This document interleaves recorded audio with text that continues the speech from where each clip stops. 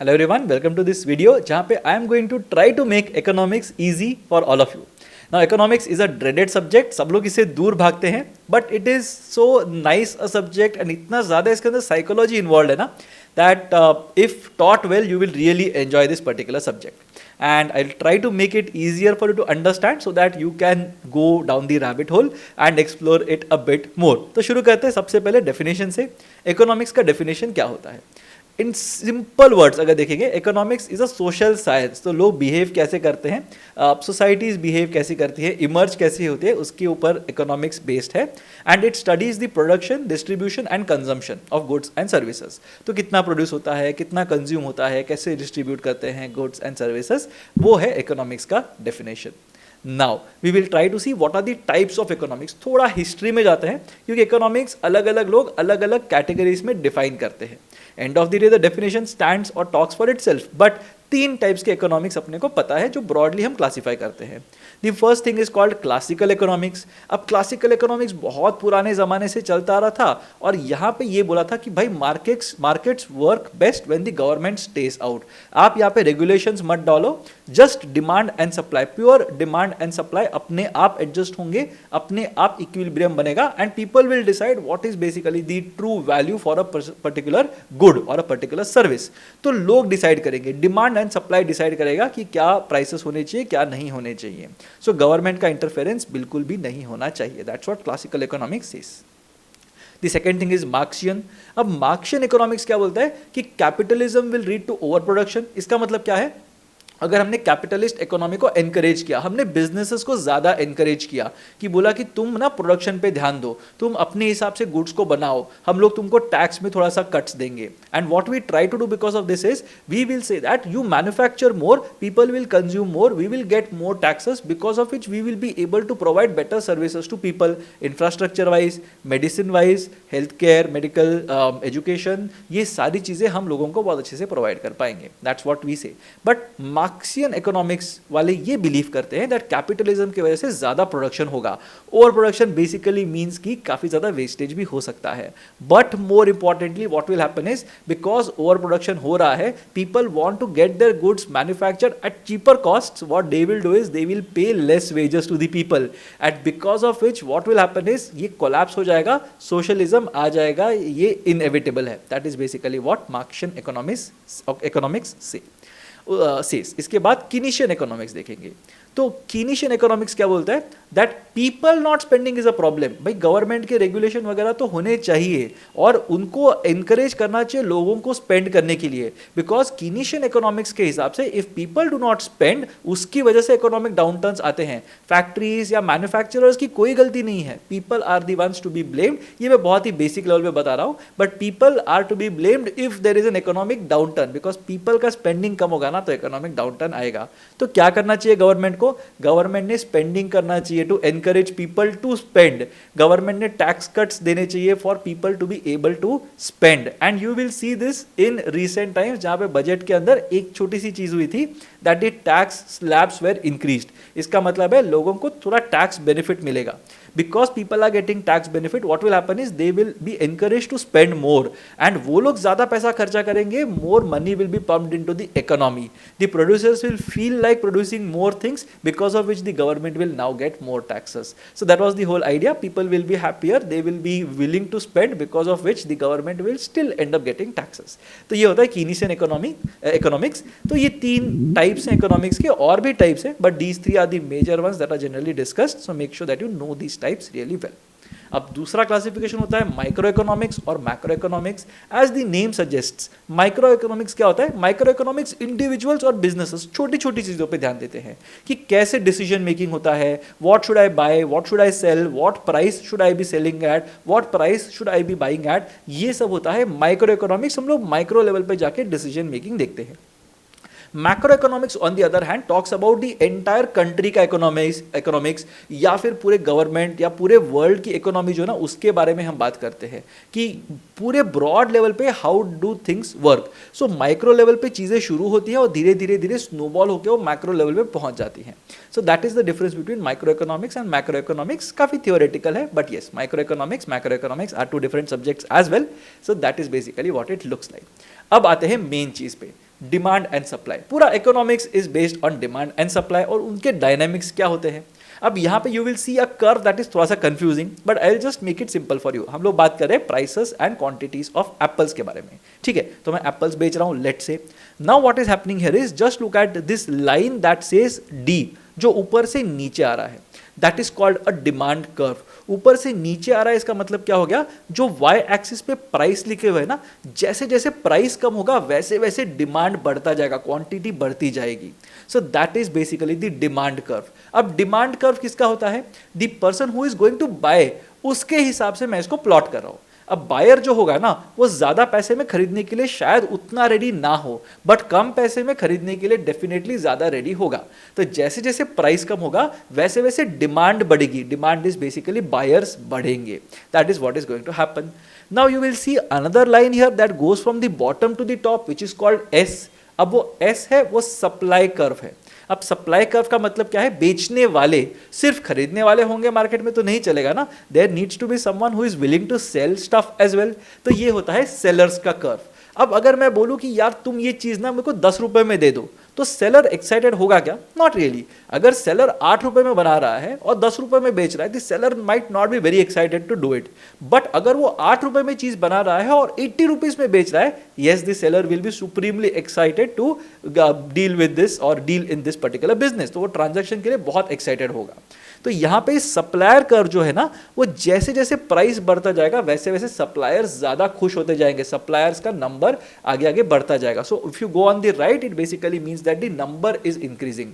So the suppliers का number increase तब होगा जब प्राइस ज्यादा उनको मिलेगा, और बायर्स या डिमांड कर्व उस तरफ बढ़ेगा जब प्राइस कम होगा। So they basically act in opposite directions. Suppliers will want to supply और sell at a higher cost and buyers will want to buy at a lower cost.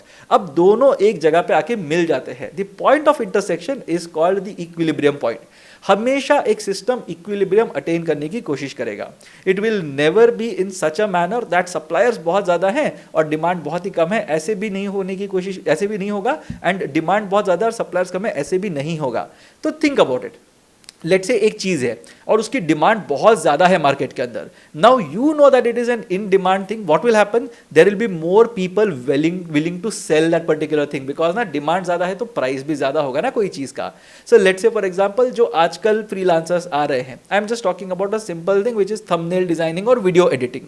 Now you know that a lot of video channels have come up and because a lot of stuff is happening on YouTube, बहुत ज्यादा demand है of for people who are able to do all this things. अब demand ज्यादा है तो लोगों को भी चाहिए ना कि अरे मैं भी कर सकता हूं video editing, I will learn it in 6 months and then I will try to use my skills to earn some money. तो ये करने के लिए मैं धीरे धीरे धीरे कोशिश कर रहा हूं। बट द प्रॉब्लम इज, अगर बहुत सारे वीडियो एडिटर्स आ गए, then what will happen, one person will say I will edit your video for 1000 rupees, दूसरा इंसान बोलेगा मैं 800 में करने के लिए रेडी हूं, तीसरा बोलेगा मैं 500 में करने के लिए रेडी हूं। And it will keep on happening till that point in time जब बहुत सारे वीडियो एडिटर्स बाहर चले जाएंगे and there will be an equilibrium that will be established, कि इसके नीचे लोग मतलब देंगे तो उनको क्वालिटी अच्छा नहीं मिलेगा और इसके ऊपर लोग डिमांड भी नहीं कर पाएंगे for the video to be edited. तो दोनों जगह से वो बराबर आ जाएगा, that will be the equilibrium point. Now you can see consumer surplus and producer surplus, ये बहुत ही सिंपल सा कॉन्सेप्ट है। तो यहाँ पे this point that is there in the middle, that is the equilibrium point, जहाँ पे buyers are ready to buy and sellers are ready to sell. उसके नीचे the sellers might not be willing to sell and उसके ऊपर the buyers might not be willing to buy. तो ये वाला point आता है, इसको बोलते हैं इक्विलिब्रियम पॉइंट। अब यहाँ पे ये वाला जो डिमांड वाला लाइन है ना, डिमांड वाला लाइन मतलब क्या, जो मैं देने के लिए रेडी हूं to buy that particular product. तो there are some people here who are ready to pay this price, but उनको ये वाले प्राइस पे मिल रहा है, so they will be happy. Why will they be happy, because उनको फायदा हो रहा है। They are ready to spend 80 rupees, but उनको वही चीज 60 रुपीज में मिल रही है, so now they are happy. तो ये बन जाता है consumer surplus, the kind of happiness that they will derive. यहां पे बन जाता है प्रोड्यूसर सरप्लस। इसका क्या मतलब है, कुछ प्रोड्यूसर्स हैं जो ये लेवल पे भी बेचने के लिए रेडी हैं, but now they are able to sell at this level, that is producer surplus. तो अभी के लिए इतना समझ लेना। Of course if you need a deeper dive into this, you can definitely read up, it's a very interesting bit that exists. Simple सा curve है, but there are a lot of things that are involve in this particular thing. तो ये होता है demand and supply. अब demand and supply इतने पे खत्म नहीं होता, there are a few more things that you need to learn. The first thing is, अगर डिमांड कोई भी चीज की हाई है और सप्लाई थोड़ी सी लो है ना, तो प्राइसेस ऊपर चले जाएंगे। So 10 people let's say are interested in buying something, right, and there is only one product that exist, तो क्या होगा, एक इंसान बोलेगा आई एम रेडी टू पे 100 रुपीज टू बाई दिस, दूसरा बोलेगा हाँ 100 क्या होता है, मैं 200 रुपए देने के लिए रेडी हूँ, तीसरा बोलेगा मैं 500 देने के लिए रेडी हूँ। तो सप्लाई ना कम है, एक ही आइटम अवेलेबल है, बट खरीदने वाले 10 हैं। So what will happen, the prices will go up, bidding war होगा। So that is basically prices going up, auction जैसी डायनेमिक्स यहाँ पे आ जाएंगे। दी सेकेंड थिंग इज, अगर डिमांड बहुत ही कम है बट सप्लाई बहुत ज़्यादा है, बहुत सारे लोग हैं जो एक चीज़ बेचने के लिए रेडी बैठे हुए हैं बट उस चीज़ की डिमांड ही नहीं है, तो you will be selling it at throw away prices, कि भाई एंड ऑफ सीजन सेल जो हम करते हैं ना, वो होता है demand low and supply high वाला पार्ट। बहुत सारा सप्लाई ऑलरेडी है, इन्वेंट्री है, खाली करना है, I will have to ensure that I am selling it as soon as I can at whatever price that I am going to get. तो इससे क्या हो जाएगा, मेरे प्राइसेस जो है ना वो थोड़े से नीचे चले जाएंगे, because the demand is low and the supply is high. Let's move to the next one. अब इसमें आता है एक interesting twist, there are some goods called as Giffen goods. अब गिफन गुड्स में क्या होता है, प्राइस बढ़ गया तो डिमांड भी बढ़ गया। अब ये कैसे हो गया, एंड गिफन गुड्स में we are basically talking about inferior goods, inferior goods जिनके सब्सटीट्यूट्स होते हैं। Let's say for example you have 500 rupees that you can spend every month. अब 500 रुपए स्पेंड करते हो तो कैसे करते हो, 300 रुपए स्पेंड करते हो ऑन एसेंशियल्स और 200 रुपए स्पेंड करते हो on some things that are not of your wants और डिजायर्स, नीड्स नहीं है। तो यहां पे मैं क्या बोल रहा हूं, let's say 300 rupees you spend on buying rice and 200 rupees you spend on buying some stuff that you don't really need for consumption. Burger खरीदते हो 200 रुपए का, let's say. Now next month में क्या होता है, राइस का प्राइस ना थोड़ा सा बढ़ जाता है। अब राइस का प्राइस बढ़ गया है, you still have 500 rupees in your pocket, what will you sacrifice on, rice sacrifice करोगे कि बर्गर सैक्रिफाइस करोगे? Of course you will sacrifice burger. अब बर्गर मैंने सैक्रिफाइस कर दिया, बट खाना तो मुझे खाना है ना, तो मैं क्या करूंगा, वो 200 रुपए जो मैं बर्गर पे स्पेंड करता था वो अभी मैं स्पेंड करूंगा राइस के ऊपर। And because of that, in spite of the price of rice going up, what am I going to do? I am going to buy more rice instead of buying less rice. तो inferior goods के अंदर जिसमें substitutes available होते हैं ना, वहाँ पे अगर प्राइस ऊपर जाता है तो डिमांड भी ऊपर चला जाता है, because people are no longer able to spend on their wants or desires. They have to spend money on their needs and they also have to compensate for hunger. तो वो क्या करेंगे, ज़्यादा राइस खरीदेंगे। इसका एक दूसरा एग्जांपल है कॉल्ड वेबलेन गुड्स। अब वेबलेन गुड्स में क्या होता है, प्राइस ऊपर जाती है तो डिमांड भी ऊपर चली जाती है ऑब्वियसली। ये वाले गुड्स कहाँ पे होंगे, ये हम बात कर रहे हैं लग्जरी गुड्स के बारे में। तो जो पहले वाला था, दोनों में डायनामिक तो सेम ही है, बट पहले वाले में इंफीरियर गुड्स की बात कर रहे हैं जो नेसेसिटीज हैं, और लास्ट वाले में बात कर रहे हैं लग्जरी गुड्स की, जो एक ना स्टेटस सिग्नलिंग के लिए यूज होते हैं। तो लग्जरी गुड्स में क्या होता है, let's say for example I am selling you one watch at 1 lakh rupees. There will be many people who are interested, but वो खरीदेंगे नहीं क्योंकि ना वो उनको एक्सक्लूसिविटी नहीं देती। मैं उस वॉच की प्राइसिंग बनाता हूँ 5 लाख रुपया। Now some people will be actually willing to pay for it, because now they will feel कि अगर मैं 5 लाख की घड़ी ले रहा हूँ then I am signalling my status. अगर मैं 10 लाख करता हूँ तो more people will be engaged in doing this. Why? Because there are many people who can afford to spend 5 lakh rupees, but उसमें से कितने लोग एक्ट करेंगे मुझे नहीं पता। तो जैसे जैसे जैसे मैं ऊपर जाऊंगा मेरे कन्वर्जन्स बेटर होंगे, and the way in which my convergence will become better is because I am now being a good और a product which is exclusive to a lot of people, and उसकी वजह से I can charge more. तो price ऊपर जाएगा तो demand भी ऊपर चला जाएगा। तो these are 2 exceptions to the classical demand and supply curve that we had shown on the previous slide. Next concept पे जाते हैं, elasticity. Very interesting concept again. Elasticity basically बोलता है कि प्राइस चेंज डिमांड चेंज को, और या price जो होता है उसमें अगर चेंजेस होते हैं तो डिमांड को कैसे इंपैक्ट होता है उससे। सो नॉर्मली क्या होगा, प्राइस अगर बढ़ता है तो डिमांड कम हो जाएगा, अगर प्राइस कम हो जाता है तो डिमांड बढ़ेगा। Take for example apples. अब एप्पल्स आर नॉट समथिंग जो हम रोज के रोज खाएंगे, तो अगर कुछ उसमें डिमांड सप्लाई का इश्यू हो जाता है और प्राइसेस सडनली बढ़ जाते हैं, if you are getting 1 apple for 500 rupees, what will you do? You will be like यार ठीक है नहीं खाएंगे एप्पल्स 4-5 दिन, थोड़ा प्राइस नीचे आने दो फिर खा लेंगे, क्या प्रॉब्लम है। After a month price comes down, again you will start eating apples. तो यहाँ पे you will see this classic price change versus demand change वाला इक्वेशन, जहाँ पे प्राइस नीचे जाता है तो डिमांड ऊपर आ जाएगा, और प्राइस ऊपर चला जाता है तो डिमांड नीचे चला जाएगा। But there are exceptions to this as well. The first thing is price elastic. तो अभी मैंने जो एग्जांपल दिया वो प्राइस इलास्टिक वाला था, जहां पे जितने से डिमांड कम हुआ उतने से ही बेसिकली जो प्राइस है वो बढ़ा. तो यहाँ पे परफेक्टली इलास्टिक बोलते हैं हम इस चीज को. अगर सेम चीज अगर प्राइस कम हो जाता है तो डिमांड बढ़ेगा, so that is elasticity. But there are certain goods जहां पे इन इलास्टिक होते हैं.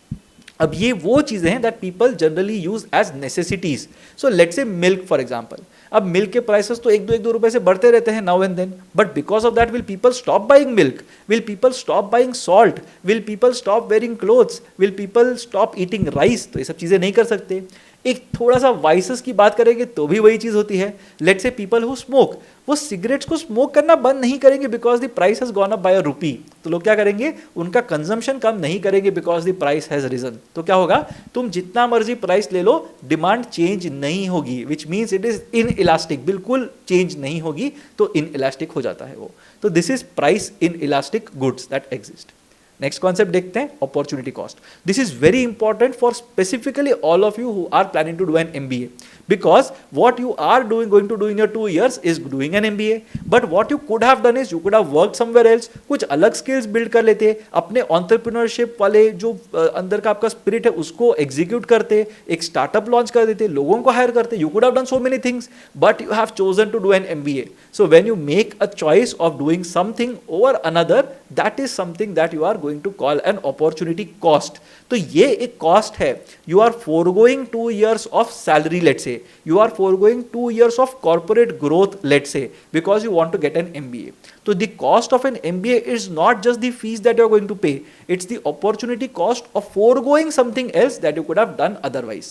तो ये चीज़ है वो होती है अपॉर्चुनिटी कॉस्ट. ये बहुत ज़्यादा इंपॉर्टेंट होती है when you are talking about long term goals. तो लॉन्ग टर्म में मुझे सोशल एंटरप्रेन्योर बनना है तो अभी क्यों नहीं शुरू करते, मुझे अपना एंटरप्रेन्योरल वेंचर लॉन्च करना है तो अभी क्यों नहीं करते. Why are you waiting for 5 years? क्योंकि तब तक क्या होगा, किसी और ने आइडिया लेके अगर शुरू कर दिया तो क्या होगा, तुम्हारा फर्स्ट मोर एडवांटेज चला जाएगा. Tech might change, a lot of dynamics might change. तो आज जो तुम्हारा प्लान है वो 5 साल के बाद शायद रेलेवेंट नहीं होगा, because of which you have to understand the opportunity cost of any action that you are undertaking. Let's move to the next one, marginal utility. अब मार्जिनल यूटिलिटी क्या होती है, extra satisfaction gained by consuming 1 more unit of something. So let's say you are very hungry and you want to eat something. तो मैंने पहले एक doughnut उठा के खा लिया, let's I M in the mood for donuts.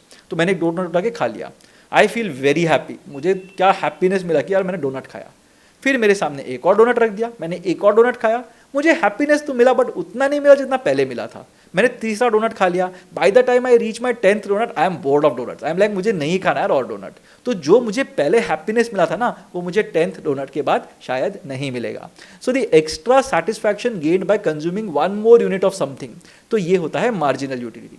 अब इसमें एक law of diminishing marginal utility या डिमिनिशिंग रिटर्न्स होता है. यहाँ पे हम लोग क्या बोलते हैं, जैसे ही तुम एक एक चीज ज्यादा करते जाओगे ना, at some point in time it will start falling. So that is basically law of diminishing marginal utility. The more wide spread you are, the less people will value you. So that is what marginal utility looks like. Inflation. Now inflation in itself is a very beautiful concept. इसके ऊपर मैंने एक और video बनाया हुआ है, do check out that video. उसकी link मैं यहाँ पे डिस्क्रिप्शन बॉक्स में दे दूंगा. Inflation is basically a rise in prices over time of goods and services. तो we are a species जहाँ पे we like to earn more as we progress. तो हम ज़्यादा अर्न करना पसंद करते हैं because things also become costlier. तो ये वाले पूरे चक्कर के अंदर धीरे धीरे धीरे प्राइसेस आगे बढ़ते ही जाएंगे and the prices in time will rise leading to inflation. अब इन्फ्लेशन के 7 types I have covered in that video. Have a look at that particular video. Is inflation good और bad? It's a very deep thing to discuss. ऐसा नहीं है कि मैं बोलूँगा नहीं इन्फ्लेशन अच्छा है या खराब, ऐसा नहीं है. In limited in some limited proportion let's say, या फिर कम क्वांटिटी में अगर इन्फ्लेशन हो रहा है that is actually healthy because that will motivate people to work more, produce more, because they know that they are going to get better returns. But अगर बहुत inflation होता है देन इट्स अ प्रॉब्लम. अगर inflation नहीं होता even then it's a problem because you will no longer be motivated to create something new. Because अगर 10 रुपए में तुम्हारा घर वैसे ही चल रहा है जैसे लास्ट टाइम चल रहा था तो मैं क्यों 12 रुपए कमाने की कोशिश करूंगा. That is basically the problem. So inflation is good और bad is not exactly a black and white thing, it's a gray area. So depending on the context we can say that inflation is good or bad. Let's move on to the next part called market structures. तो market कैसे कैसे structure होता है. The most basic thing is perfect competition, कि सब लोग एक जैसा ही आइटम बेच रहे हैं, उसमें कुछ अलग नहीं है और बहुत सारे लोग बेच रहे हैं. Now what will happen because of this, it will achieve equilibrium. It's like you going to the vegetable market to buy vegetables. अब ऐसा नहीं है कि एक इंसान पोटैटोज बेच रहा है 100 rupees per KG and another person is selling potatoes at 20 rupees per KG. ऐसा नहीं है. You go to any shop, you will find more और less the same pricing for potatoes. तो ये होता है परफेक्ट कॉम्पिटिशन, जहां पे बायर्स के पास बहुत सारे ऑप्शंस हैं और सेलर्स के पास बहुत ज्यादा नेगोशिएट करने के लिए स्कोप नहीं है. The second thing is called oligopoly. तो इससे थोड़ा सा बेटर बन जाता है for businesses, wherein few businesses are controlling the entire industry. Think about it as the telecom sector. तो let's say there is Jio that is present, there is Vodafone that is present, there is Airtel that is present. अब ये तीन लोग मिलकर dictate करते हैं कि pricing क्या होनी चाहिए, ऑफरिंग क्या देनी चाहिए, कवरेज कैसे होना चाहिए. All these things are kind of not discussed per se, but all three of them will consensually arrive at a pricing plan. तो ऐसे नहीं होगा कि एक इंसान कोई तो तुमको 20 रुपये में दे रहा है मंथली प्लान और कोई और तुमको 500 रुपये में दे रहा है, ऐसे तो नहीं होगा. एवरीबडी विल बी मोर और less around that 300 rupee mark, let's say for example. तो ये होता है oligopoly. This is kind of a balance, because oligopoly की वजह से the business will not want its customers to go away to a different business, right, and the customers will have a choice कि एक ने अगर अच्छा service नहीं दिया तो I can go to another person. The problem with oligopoly is there might be a situation जहां पे वो कार्टेल बना ले, तो दैट्स कॉल्ड कार्टेलाइजेशन. उसमें क्या होता है, जो 3-4 लोग हैं जो बिजनेस चला रहे हैं वो सब हाथ मिला लेते हैं और बोलते हैं कि एक काम करते हैं, हम सब मिलकर प्राइसिंग बढ़ा देते हैं. लोगों के पास तो ऑप्शन ही नहीं बचेगा. So that might be a problem. Perfect competition में it is almost impossible for people to join hands and say that we will increase the prices together. But oligopoly में उसका चांस बढ़ जाता है. अगर ऑलिगोपोली में उसका चांस बढ़ जाता है तो what can you say about monopoly. Monopoly is basically the objective of any business, कि भाई एक मोनोपोली एस्टैब्लिश कर दो, then you dictate the pricing. People will have to pay whatever money you are demanding from them और उनको तुम्हारी service लेनी ही पड़ेगी. That is basically monopoly. But monopoly is not very good for the consumers. Why? Because उनके पास ना bargaining skills नहीं बचते, and because of that what will happen, they will not be able to demand better service, better pricing. ये सारी चीजें ना वो डिमांड नहीं कर पाएंगे. That is the problem with monopoly. Game theory is very very interesting and this is the last part that I am going to cover. अब इसके बहुत सारे नोटेशंस हैं, बहुत सारे केसेस हैं, बहुत सारे स्टोरीज बनाए जाते हैं, but I think people have a limited understanding of game theory which I will try to cover in the next couple of minutes. तो गेम थियरी क्या होता है, दो पार्टीज डिसाइड करती हैं कि भाई मुझे कोऑपरेट करना चाहिए कि कंपीट करना चाहिए. So there are two things that exist. या तो हम दोनों कोऑपरेट करेंगे, जैसे मैंने पहले ओलिगोपोली में कार्टेलाइजेशन की बात की थी, तो दो पार्टीज साथ में आएंगी, they will cooperate and they will try to create value for themselves by raising the prices. कर सकते हैं, रेजिंग द प्राइसेस कर सकते हैं. या फिर कंपीट करेंगे, दोनों एक दूसरे का रेट काटने की कोशिश करेंगे. This is a very common term which you might hear once you start getting into your jobs. But rate काटने की कोशिश करेंगे. तुम 500 में बेच रहे हो, मैं 400 में बेचूंगा. तुम 400 में बेच रहे हो, मैं 300 में बेचूंगा. So that is basically what people try to do. They will cut rates, they will try to remove the competition entirely and try to get that monopoly. So हर बिजनेस का ऑब्जेक्टिव होता है मोनोपोलाइज करना है चीजों को. ठीक है, तो यहाँ पे दो पार्टीज डिसाइड करते हैं कोऑपरेट करना चाहिए कि कंपीट करना चाहिए. Now the objective of this is, अगर तुम प्राइस कम करते हो then everybody loses. Why? Because if I am offering something to you for 5,000 rupees, someone else is offering to you for 4,000 rupees, मुझे भी अपने प्राइसेस कम करने पड़ेंगे, 4,000 रुपीज करने पड़ेंगे. अब जैसे ही मैं 4,000 का 3,500 करता हूं, वो दूसरे इंसान को भी 3,500 में बेचना पड़ेगा और ऐसे चलता जाएगा till the time it is no longer viable for either of us. तो दोनों भी प्रॉफिट नहीं बना रहे हैं, दोनों बैठ के रो रहे हैं कि भाई हमारा प्रॉफिट होने रहा है, but still we are not willing to cooperate, we are competing against each other.